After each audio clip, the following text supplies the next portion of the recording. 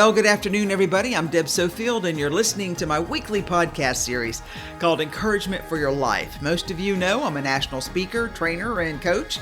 I like to say I help people find their voice and learn to use it. I'm also a conference speaker on the topics of public speaking, presentation skills, how to deal with the media, and crisis communication. I've got a number of other presentations on my website if you'd like to check those out. If your organization has an upcoming conference and you need a keynote speaker, I hope you'll reach out at debsofield.com. I would love to be a part. I've got a number of great books on the market. My best-selling book, Speak Without Fear. My book, Perfecting Your Platform. Both of those are on Amazon and Audible if you like to listen to books. And my series, Encouragement for Your Life, which is a compilation of these podcasts, they're available on Amazon, volumes 1 through 3. Just go into Amazon, type in my name, Deb Sofield, all my books will appear. I've got a tough love theme for today, and I'm calling it Walking Away. I'm Deb Sofield. Thanks for joining me. Stay tuned. I'll be right back after the break. I came across a quote that I just love, and it's this: when faced with senseless drama, spiteful criticisms, and misguided opinions, walking away is the best way to stand up for yourself. To respond with anger is an endorsement of their attitude. Boom! I love that. Listen, how many times have you thought about walking away from the drama, the words, the noise, but you stayed to play one more round, hoping it wouldn't be as bad as you thought? No doubt it ended up pretty awful. And the worst part is, friend, you knew it would end up poorly. But you just had to speak your mind one more time. Or perhaps you even lost it and threatened with a raising of a fist, or at the very least, the squealing of the tires, the gunning of the gas, that as you drove away from the drama, you left them in your dust. Hey, what'd you expect? Did you really think you could reason with an unreasonable person? Did you think you could make it right, or at least tolerable, if you just talked it out?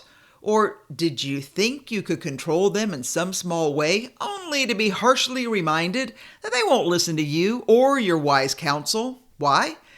It's simply because they choose not to. When this attitude happens, it is really hard not to become angry, frustrated, or feel used again. So, the advice that no one likes to take is to walk away. Because if you don't walk away before you become angry, they will win the fight, the war, and the battle. And you'll be kicking yourself for miles down the road, knowing you've been set up and knocked down again. Honestly, I don't know why it's so hard to walk away. Whether it's from a bad relationship or an impossible friend or your incorrigible child. There's just something in most of us that hates the idea of losing or leaving the fight, stopping the argument, or walking away from it all. If you have a bit of wisdom in you at all, you know the wisest thing you can do is not say anything, because as the old saying goes, silence can never be misquoted. And walking away takes you from the danger of it all. Recently, I've been struck by the towering levels of drama, criticisms, and misguided opinions that seem to be in every conversation, no matter the topic, the place, or the time. Social media has somehow set up a false sense of security where many people spew their vindictive words without thinking through the recourse that everything they say can and will most likely come back and bite them. Hard. And I don't just hear it on social media, it's on TV and radio and the politicos and the pundits on every side of the aisle, arguing away. Anger, drama, misguided opinions are everywhere, and they are loud. Since snarky comments and anger are present in most every aspect of your life, you might want to consider some ways on how to untangle yourself from the drama. One way is by learning to unfold the fire escape, i.e., leave the scene without them noticing, or consider picking up the pace of you running out the door, away from the verbal flames that will lick at your feet, and if it catches you, burn you to a crisp. When I think about the option of walking away is the best way to stand up for yourself, that thought has so much level-headed truth in it that it's hard to absorb or believe or actually do. It's a rare person indeed who has the power and keen sense of self to walk away and not fight physically or verbally or online. I must admit, it is a great reminder for those of us who, at times, think about actually knocking out someone physically or verbally. Just one time. The idea of walking away seems so weak, when in reality, it might be the strongest thing you will ever do. Another aspect of this powerful quote is the line that says, "To respond with anger is an endorsement of their attitude." I have to admit, I never thought about it that way. Most of us would never endorse a silly argument that would exacerbate the drama that's already bubbling over and causing grief.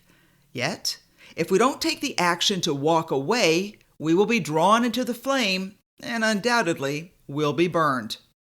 My thought for this podcast is a simple reminder that you and I do not need to feed the flame of other people's drama or their spiteful words or silly, nonsensical opinions that they dwell on and chatter about and mull over and over and over and make a part of their daily life to add excitement to their sad sack existence. Listen, it's not our job to be their firewood, when in reality, most of us would like to be a fire extinguisher to help them find peace. Listen, I've written before about the stickiness of other people's drama and how our best solution is to avoid the mess and not walk near the flame. But every day, we read about the drama on the front page of the paper or the timeline of most Facebook posts, or hear it in the bedroom of your child or spouse. More people than we care to acknowledge seem to thrive on the fiery smoke of self-importance, self-opinion, self-aggrandizement. These people seek others like themselves to strike up the flames of arguments, lies, and backbiting. So consider this. If you don't hang around for them to attack you, there won't be any wood for their fire of viciousness.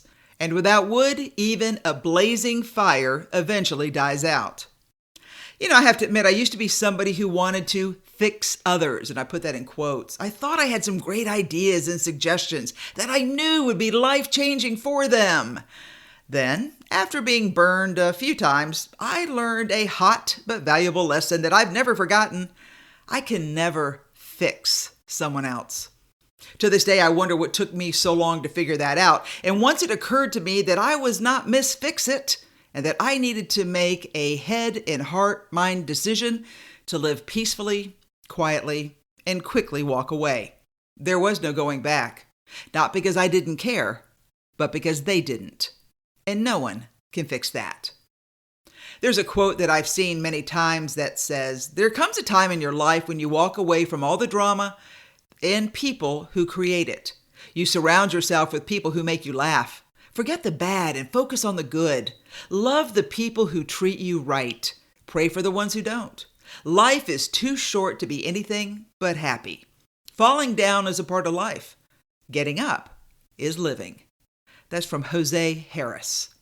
As far as I'm concerned, that sums up today when it comes to dealing with those who thrive on senseless drama, spiteful criticism, misguided opinions.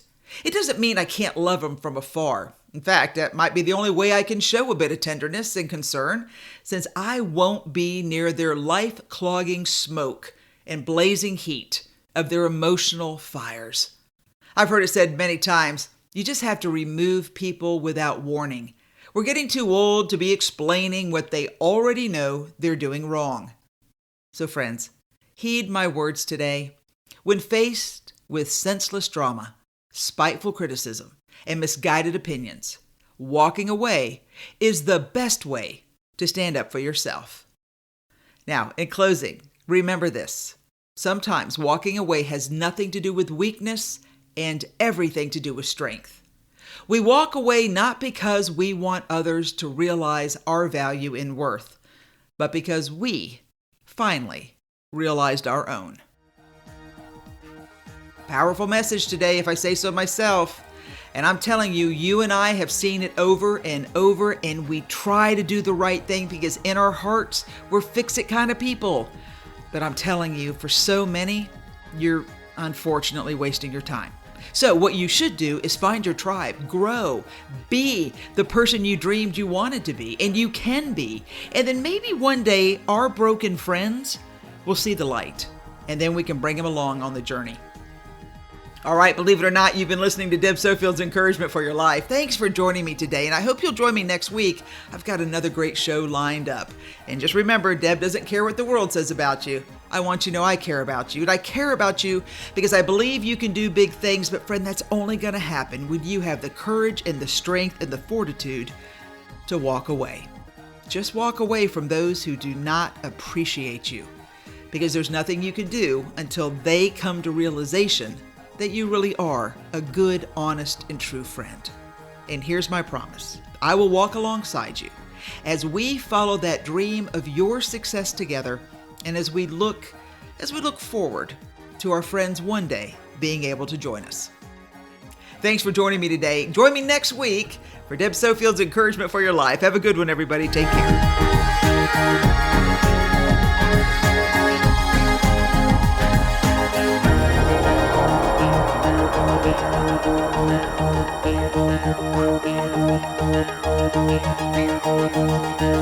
Thank you.